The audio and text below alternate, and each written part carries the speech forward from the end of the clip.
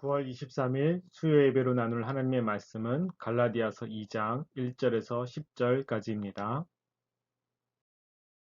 같이 보시겠습니다. 14년 후에 내가 바나바와 함께 디도를 데리고 다시 예루살렘에 올라갔나니 계시를 따라 올라가 내가 이방 가운데서 전파하는 복음을 그들에게 제시하되 유력한 자들에게 사사로이 한 것은 내가 다름질하는 것이나 다름질한 것이 헛되지 않게 하려 함이라. 그러나 나와 함께 있는 헬라인 디도까지도 억지로 할례를 받게 하지 아니하였으니 이는 가만히 들어온 거짓 형제들 때문이라. 그들이 가만히 들어온 것은 그리스도 예수 안에서 우리가 가진 자유를 엿보고 우리를 종으로 삼고자 함이로되 그들에게 우리가 한시도 복종하지 아니하였으니 이는 복음의 진리가 항상 너희 가운데 있게 하려 함이라. 유력하다는 이들 중에 본래 어떤 이들이든지 내게 상관이 없으며 하나님은 사람을 외모로 취하지 아니하시나니 저 유력한 이들은 내게 의무를 더하여 준 것이 없고 도리어 그들은 내가 무할례자에게 복음 전함을 맡은 것이 베드로가 할례자에게 맡은과 같은 것을 보았고 베드로에게 역사하사 그를 할례자의 사도로 삼으신 이가 또한 내게 역사하사 나를 이방인의 사도로 삼으셨느니라. 또 기둥같이 여기는 야고보와 게바와 요한도 내게 주신 은혜를 알므로 나와 바나바에게 친교의 악수를 하였으니 우리는 이방인에게로 그들은 할례자에게로 가게 하려 함이라. 다만 우리에게 가난한 자들을 기억하도록 부탁하였으니 이것은 나도 본래부터 힘써 행하여 왔노라.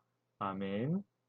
바울 사도는 예수 그리스도를 믿음으로만 의로움을 얻을 수 있게 된다는 이신 득이의 복음을 전하였습니다.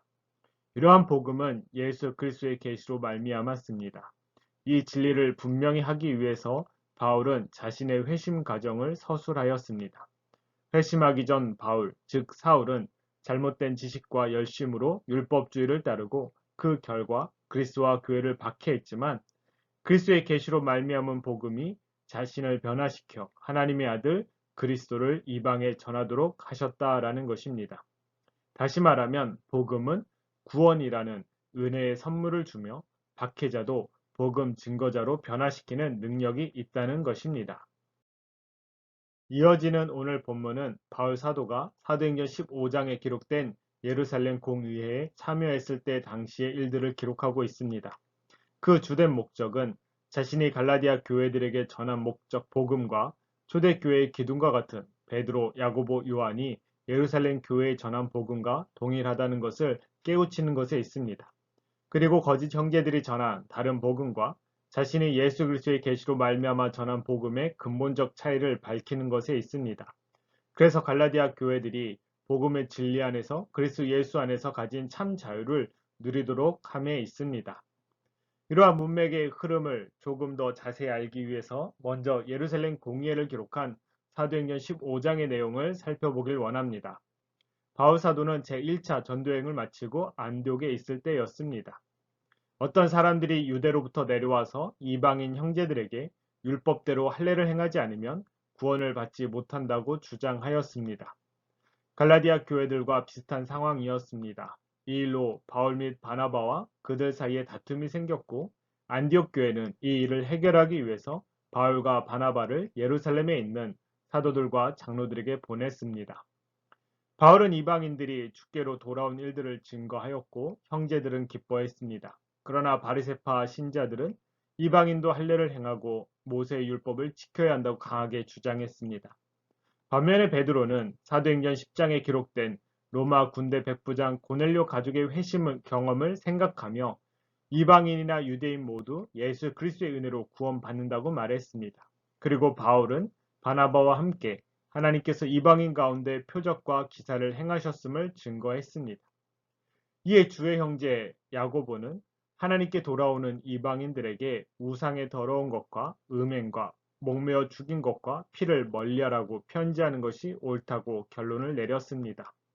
그 결과로 예루살렘 공의회는 유다와 신라를 바울과 바나바와 함께 안디옥과 수리아와 길리기아에 있는 이방인 형제들에게 보내어 그 편지를 전하도록 했습니다.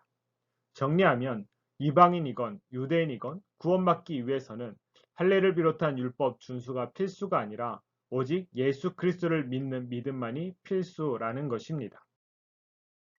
오늘 본문에서 바울 사도는 이러한 예루살렘 공의회를 언급하며 율법주의를 배격하고 오직 믿음으로 의롭게 되고 구원 얻는 은혜의 복음, 이신득의를 주장하고자 하는 것입니다. 이러한 주장을 뒷받침하기 위해서 바울은 예루살렘 공의회에 참여하게 된 동기 자체가 하나님의 계시, 하나님의 계획에 있었음을 오늘 본문 1절과 2절은 기록하였습니다. 14년 후에 내가 바나바와 함께 디도를 데리고 다시 예루살렘에 올라갔나니 계시를 따라 올라가 내가 이방 가운데서 전파하는 복음을 그들에게 제시하되 유력한 자들에게 사사로이 한 것은 내가 다름질하는 것이나 다름질한 것이 헛되지 않게 하려 함이라. 아멘. 앞서 말씀드렸던 것처럼 바울은 제1차 전도 여행 후 예루살렘에 갔는데 바나바와 사도행전 15장에는 등장하지 않는 디도와 함께 갔습니다. 바나바는 바울과 제1차 전도여행을 같이 했습니다. 그리고 디도는 헬라인, 이방인으로 조금 뒤 3절에서 다시 살펴보겠습니다. 이처럼 바울 사도가 예루살렘에 가게 된 것은 2절을 보면 자유로 결정한 일이 아니라 하나님의 계시, 다시 말하면 하나님의 지시를 따른 결정이었다고 밝혔습니다. 하나님께서 유대인이나 이방인이나 모두 예수 그리스도를 믿음으로 구원받는다는 은혜의 복음을 확증하기 위해서 바울을 예루살렘 공의회에 참여하도록 하셨다는 것입니다.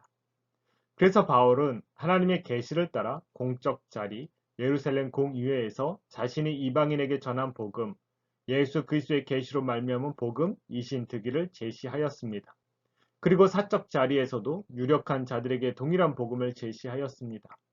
유력한 자들은 오늘 본문에 등장하고 있는 베드로, 야고보, 요한 같은 예루살렘 교회의 지도자들을 가리킵니다.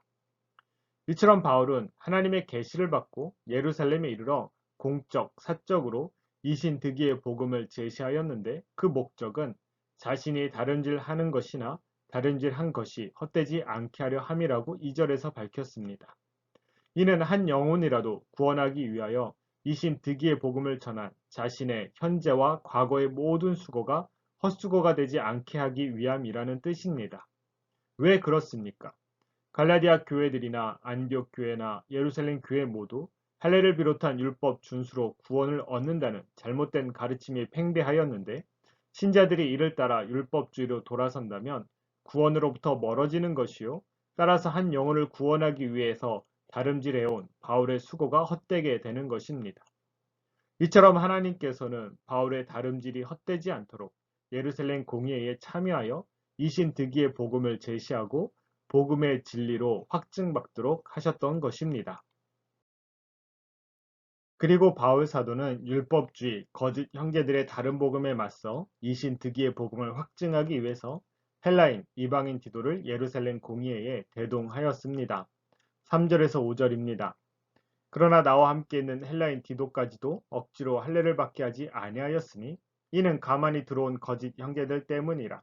그들이 가만히 들어온 것은 그리스도 예수 안에서 우리가 가진 자유를 엿보고 우리를 종으로 삼고자 함이로되 그들에게 우리가 한시도 복종하지 아니하였으니 이는 복음의 진리가 항상 너희 가운데 있게 하려 함이라. 아멘. 디도는 바울의 영적 아들이면서 제자이고 디도서의 수신자이기도 합니다. 바울의 부탁으로 고린도 교회를 섬기기도 했고 후에 글에 대해서 사역을 했습니다. 다만 그는 헬라인, 즉 이방인이었습니다. 거짓 형제들은 이방인 개종자들도 할례를 행하고 율법을 지켜야지만 구원받는다고 주장하였는데 바울은 그들의 가르침이 잘못됐음을 증거하기 위해서 헬라인인 디도에게 할례를 행하지 않았습니다. 앞서도 말씀드렸던 것처럼 예루살렘 교회에도 구원을 받기 위해서는 할례를 비롯한 율법을 지켜야 구원받는다고 주장하는 바리새파 신자들이 있었는데 바울이 무할례자인 디도를 예루살렘 공의회에 대동했을 때 이는 굉장히 큰 이슈였을 것입니다. 그럼에도 바울이 디도에게 억지로 할례를 받게 하지 않은 이유는 바로 그들과 같은 거짓 형제들 때문이었습니다. 거짓 형제들은 교회에 정탐꾼처럼 아무도 알아채지 못하도록 가만히 조용히 들어왔습니다. 그 이유는 신자들이 그리스도 예수 안에서 가진 자유를 빼앗고 종으로 삼고자 했기 때문입니다. 바울이 율법을 따라 구원을 받기 위하여 디도에게 할례를 행했다면 이는 곧 그리스도 안에서 가진 자유를 빼앗기고 율법의 종이 되는 것입니다. 왜 그러한가를 알기 위해서 요한복음 8장의 말씀을 살펴보길 원합니다. 요한복음 8장 31절에서 36절까지입니다. 그러므로 예수께서 자기를 믿은 유대인들에게 이르시되 너희가 내 말에 거하면 참으로 내 제자가 되고 진리를 알지니 진리가 너희를 자유롭게 하리라. 그들이 대답하되 우리가 아브라함의 자손이라 남의 종이 된 적이 없거늘 어찌하여 우리가 자유롭게 되리라 하느냐. 예수께서 대답하시되 진실로 진실로 너희에게 이르노니 죄를 범하는 자마다 죄의 종이라. 종은 영원히 집에 거하지 못하되 아들은 영원히 거하나니 그러므로 아들이 너희를 자유롭게 하면 너희가 참으로 자유로우리라. 아멘. 아브라함의 자손인 유대인들은 진리를 알고 있고 진리로 인해 신령한 자유를 누리고 있다고 생각했습니다. 그러나 예수님은 육적 아브라함의 자손이라는 신분만으로 진리를 알거나 자유를 누릴 수 없다고 말씀하셨습니다. 그 이유는 율법을 지키지 못하여 죄를 범하는 자마다 죄의 종이기 때문이라고 말씀하셨습니다. 이어서 오직 진리이신 하나님의 아들 예수님만이 죄의 종인 죄인을 자유롭게 하실 수 있다고 말씀하셨습니다. 따라서 사람이 누릴 수 있는 진정한 의미에서의 자유, 신령한 자유는 오직 예수 그리스도께서 주시는 은혜입니다. 이를 출애굽 사건을 통해 자세히 설명할 수 있습니다. 이스라엘은 출애굽 이전에는 애굽의 종이었습니다. 종이란 주인이 시키는 대로 할 수밖에 없는 신분이지요. 따라서 이스라엘도 애굽이 시키는 대로 할 수밖에 없었습니다. 모세가 등장하여 애굽 왕 바로에게 하나님의 백성을 보내줘라 했지만 이스라엘의 노동은 더욱 심해졌습니다. 종의 형편이 더욱 안 좋아졌던 것입니다. 이것이 종의 형편을 단적으로 보여주는 좋은 예입니다. 자신의 자유가 억압되고 자신이 원치 않아도 주인이 시키면 해야 하는 신분이 종입니다. 예수님께서 죄를 범하는 자마다 죄의 종이라고 하신 말씀도 이와 같습니다. 죄가 그 사람의 주인이 되어 죄를 범하게 하니 그 사람은 죄의 종이라는 것입니다. 타락한 아담 이후 모든 인류는 죄의 본성을 가지고 태어나 본질적으로 죄의 종입니다. 따라서 죄인된 신분으로는 율법 안에서 결코 자유할 수 없습니다. 오직 죄의 종으로 죄를 먹고 마시기 때문에 율법의 정죄를 통해 더욱 괴로움이 가증될 뿐입니다. 그런데 진리신 예수님께서 이런 죄의 종인 죄인을 자유케 하시겠다고 말씀하셨습니다. 율법을 성취하심으로 자신을 믿는 자는 율법으로부터 자유케 하십니다. 율법의 정죄를 면케 하십니다. 율법의 정죄를 면한다는 것은 율법이 가르치고 있는 바 죄의 싹신 사망을 면했다라는 것입니다. 이것이 예수 그리스도 안에 신자가 가진 진정한 자유입니다. 마치 이스라엘이 애굽에서 나와 자유케 된 것과 같습니다. 10가지 재앙, 특별히 예수 그리스도를 상징하고 예표하는 어린 양의 피로 애굽을 나온 이스라엘은 더 이상 애굽의 종이 아닙니다. 따라서 애굽이 부여한 고된 노동을 더 이상 하지 않아도 됐습니다. 그런데 이스라엘은 자주 애굽으로 돌아가고자 했습니다. 먹을 것과 마실 것 등으로 불평하며 애굽에서 먹고 마시던 때가 좋았다고 여기며 애굽으로 돌아가자고 했습니다. 다시금 애굽의 종이 되겠다는 것입니다.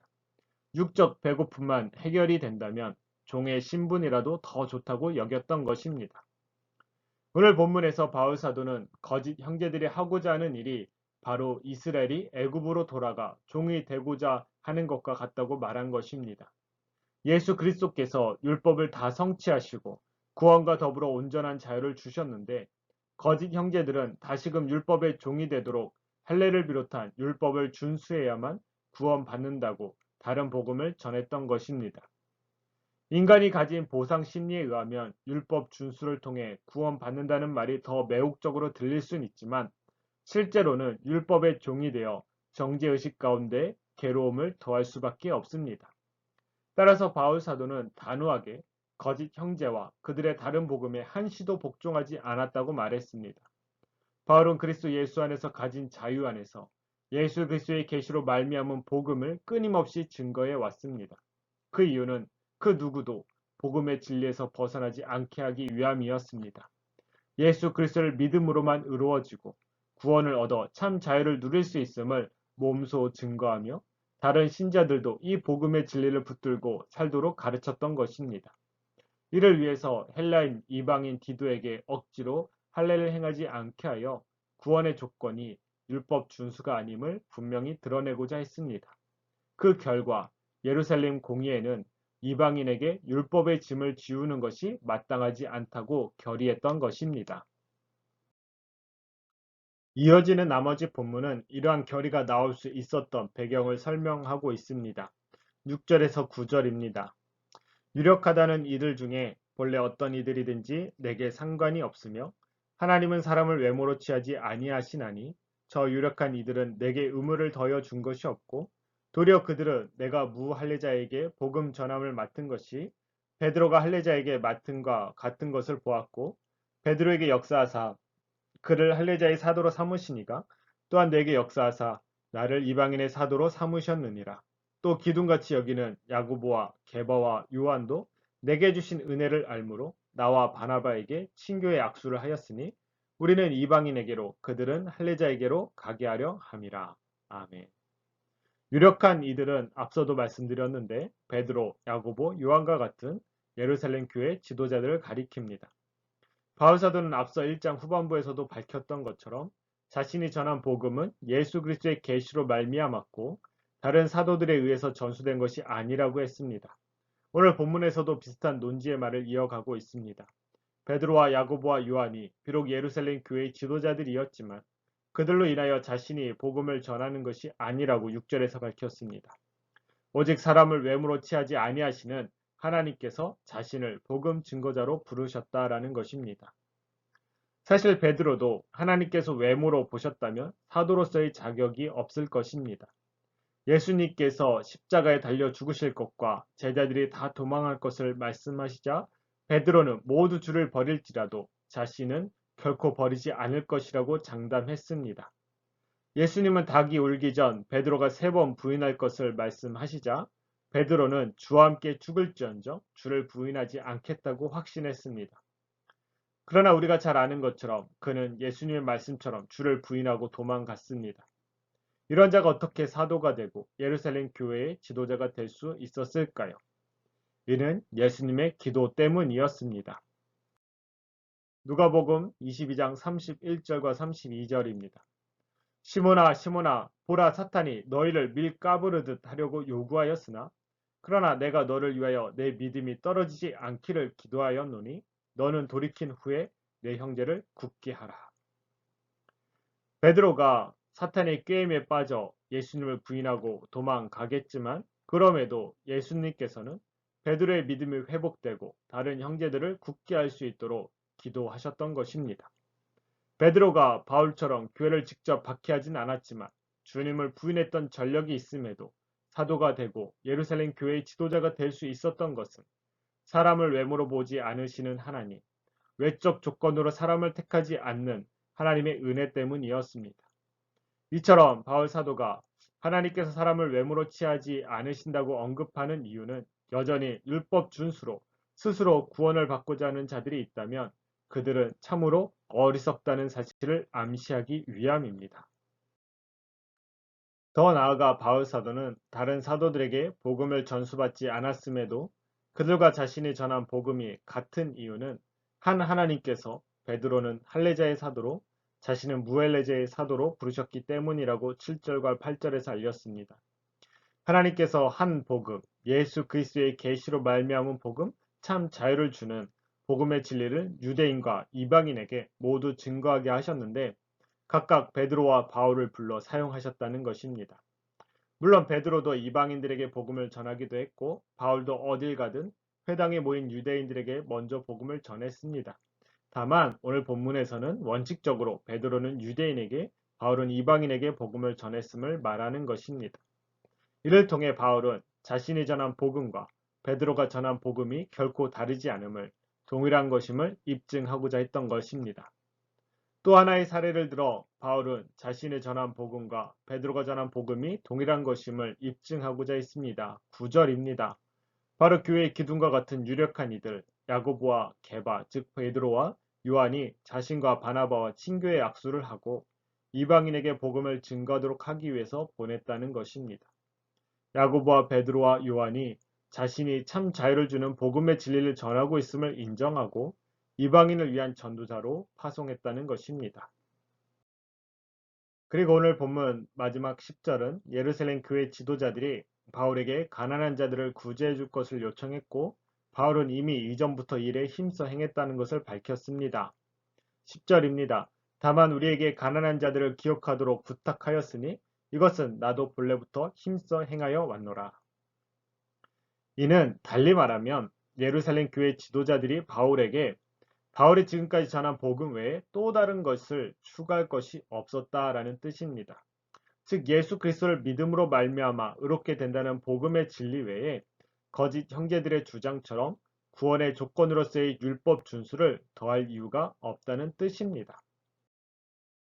이처럼 오늘 본문은 바울이 안디옥 교회에서 출발하여 예루살렘 공의회를 참여하는 것으로 시작하고 예루살렘 교회의 파송을 받아 다시 안독 교회로 돌아가는 것으로 마치고 있습니다. 이러한 여정을 바울이 기록한 이유는 갈라디아 교회들의 두 가지를 깨우쳐 주고자 함입니다. 첫째는 참된 자유는 율법에 있지 아니하고 오직 예수 그리스도 안에 있다는 복음의 진리입니다. 율법에 집중하면 할수록 더 깊은 정죄의식에 휩싸여 절망에 빠질 수밖에 없습니다. 율법 준수로 구원을 받고자 한다면 애굽으로 돌아가고자 했던 이스라엘과 같은 어리석음에 빠지게 되는 것입니다. 바울은 갈라디아 교회들에게 율법에 매여 죄의 종이 되지 말고 율법을 성취하신 예수 그리스도를 믿음으로 그가 주신 참 자유를 누리라는 것입니다. 죄의 형벌로 인하여 두려워하지 말고 구원의 은혜에 감격하며 은혜를 누리라는 것입니다. 둘째는 자신이 전한 복음과 예루살렘 지도자들이 전한 복음이 동일하다는 것입니다. 초대교회의 어머니와 같은 예루살렘 교회도 자신이 전한 복음과 동일한 복음을 가지고 전하고 있으니 갈라디아 교회들이 자신이 전한 복음에 대한 의심을 거두고 받아들이라는 것입니다. 자신이 무할례자인 디도와 함께 이방인에게 전한 복음을 예루살렘 교회에 제시했을 때 예루살렘 교회는 그 복음을 인정하고 결국 이방인에게 율법 조항에 얽매이게 하지 않도록 결의를 했고 자신을 다시금 이방인의 사도로 파송했으니 이는 예루살렘 복음이나 갈라디아의 복음이나 동일하다는 증거가 아니냐는 것입니다. 이러한 내용을 세 가지 측면에서 우리에게 적용해 보길 원합니다. 첫 번째는 저와 여러분이 예수 그리스도 안에서 참된 자유를 누리고 있는가입니다. 하나님께서 신자의 영적 아버지 되심을 생각할 때 어떤 신자들은 아버지라 부르기를 두려워하는 경우도 있습니다. 왜냐하면 자신의 육적 아버지가 너무 엄해 하나님 아버지도 그러한 분으로 여겨지기 때문입니다. 그러나 신자는 성경에 나타난 하나님 아버지를 바르게 이해하고 믿어야 합니다. 아들 예수 그리스도를 십자가에 내어 주실 만큼 신자를 사랑하시고 예수 그리스도와 함께 그 나라를 상속케 하시는 하나님을 바르게 알고 믿어야 합니다. 또한 하나님은 사람을 외모로 취하지 않으십니다. 그 나라 백성을 택하실 때 그가 율법을 얼마나 잘 지켰는가를 보시고 결정하지 않으십니다.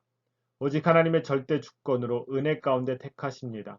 그러니 한번 택함 받은 신자는 하나님께 버림받을까 두려워할 필요가 없습니다. 하나님은 우리와 원수 관계일 때 우리를 택하셨습니다.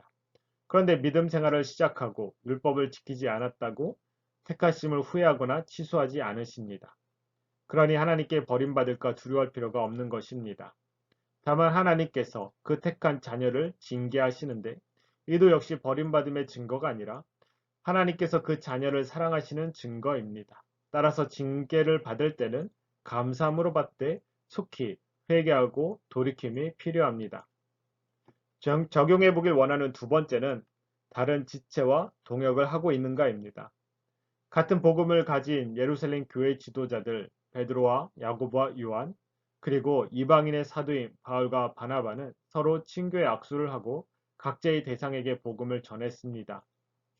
예루살렘 교회의 지도자들은 먼저 사도되고 지도자가 되었다고 나중에 사도된 바울을 무시하지 않았습니다. 오히려 바울이 제시한 복음을 주의 깊게 들었고 그것이 옳다 인정하였습니다. 그리고 바울이 계속해서 이방인의 사도로 복음을 증거할 수 있도록 파송하였습니다.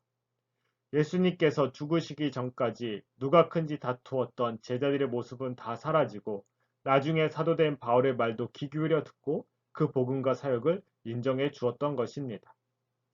때로 교회 안에서 신앙의 연륜과 직분이 계급같이 여겨질 때도 있습니다. 그래서 자신보다 신앙의 연륜이 적거나 등록한 지 얼마 되지 않는 지체들이 어떠한 제안을 하면 자신의 경험과 교회의 전통을 들어 반대를 하기도 합니다. 그러나 진리를 대적하는 것이 아니라면 깊이 생각해보고 대화를 나누어야 할 것입니다. 그리고 교회 안에서 봉사와 섬김의 자리가 어떠하든지 모두 귀하게 보아야 합니다. 바울은 이방인에게, 베드로는 유대인에게 복음 전함은 한 하나님의 부르심을 받아 순종한 것입니다. 한 하나님께서 각 지체에게 다른 재능과 그에 따른 달란트를 주셔서 서로 다른 영역에서 섬기도록 하십니다. 따라서 서로 다른 사람의 섬김을 비교하여 우열을 가릴 필요가 없습니다. 교회 안에는 우열을 가릴 수 있는 섬김의 자리는 없기 때문입니다. 각자가 하나님께서 주신 능력만큼 섬기면 되는 것입니다. 마지막으로 적용해 보기 원하는 세 번째는 다른 사람의 영혼 구원을 위해 얼마나 최선을 다하고 있는가입니다. 바울 사도가 예루살렘 공의회에 참여한 이유가 영혼 구원을 위해 복음 증거한 노력이 헛되지 않기 위함이라고 했습니다. 우리가 자유를 누리고 다른 지체와 동역할 때 그로 인해 시험에 빠지는 자가 없고 다른 사람의 영적 성숙에 도움이 될 수 있기를 원합니다. 때론 자유가 방임이 되고 다른 사람의 자유를 회방하기도 합니다. 동역하며 서로 상처를 주기도 합니다. 그러나 다른 사람을 배려함으로 그들의 영혼이 온전히 성장하도록 우리는 최선을 다해야 할 것입니다. 그러기 위해서 바울 사도는 자신의 권위를 주장하지 않고 오히려 자신의 생명을 내어주는 각오로 사역을 감당했습니다. 이와 같은 오늘 본문을 기억하시며 저와 여러분은 그리스도 예수 안에서 가진 자유를 누리며 다른 지체와 동역하며 다른 사람의 유익을 위해서라면, 특별히 영혼 구원을 위해서라면 손해를 감수하고 양보하며 다름질하는 하나님의 자녀가 되기를 간절히 바랍니다. 기도하겠습니다. 하나님 아버지, 율법에 의하여 정죄를 당하고 사망의 저주 아래 있던 저희를 그리스도의 십자가로 구원하시고 참 자유를 주시니 감사합니다. 마땅히 하나님의 뜻에 합당하게 살아야 하지만 그렇지 못함도 고백합니다. 그럼에도 저희를 버리지 아니하시고 징계하시되 여전히 사랑하여 주시니 감사합니다. 하나님의 사랑 안에서 참 자유를 누리게 하시고 그 자유로 방임하는 것이 아니라 하나님의 뜻을 따라 살게 하시되 다른 지체와 기쁨으로 동역하게 하시고 다른 지체의 유익을 위해서라면 손해를 감수하고 양보할 수 있는 믿음과 여유를 가지게 하여 주십시오. 예수님의 이름으로 기도합니다. 아멘.